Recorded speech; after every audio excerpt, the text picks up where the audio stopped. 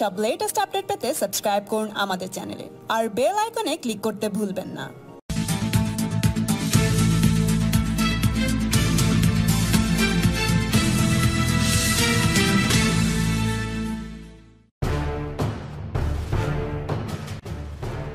শেষমেশ ভারতীয় যাবতীয় দাবির কাছে ঝুঁকল পাকিস্তান।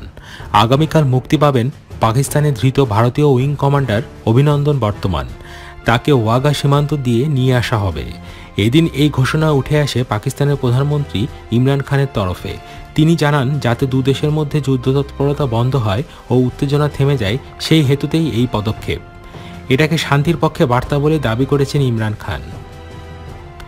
এর আগে ভারতের আকাশে পাকিস্তানের বিমান লক্ষ্য করে ধাওয়া করতে গিয়ে পাকিস্তানে অবতরণ করতে বাধ্য হন ভারতের এই বীর সেনা অফিসার, আর তারপরেই পাকিস্তানি সেনা তাকে ঘিরে ফেলে গ্রেফতার করে।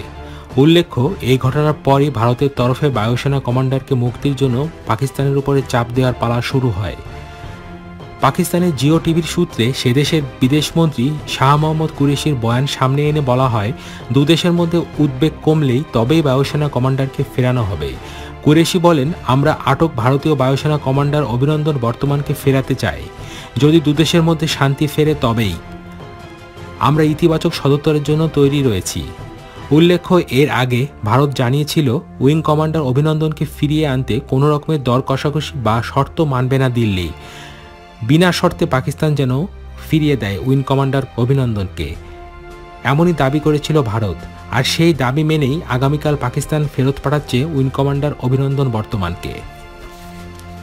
सिर्फ ये डी-एस्केलेट करने के लिए हमने ये भी कोशिश की है कि बाकी अपने दोस्तों को भी, मैं शाम को मेरी बात हो रही है तुर्की के प्रेसिडेंट से भी, हम उनको भी कहेंगे कि इसमें करवाएं। लेकिन इसको, ये जो हम कोशिश कर रहे हैं डी-एस्केलेशन की, इसको एक कमजोरी ना समझा जाए।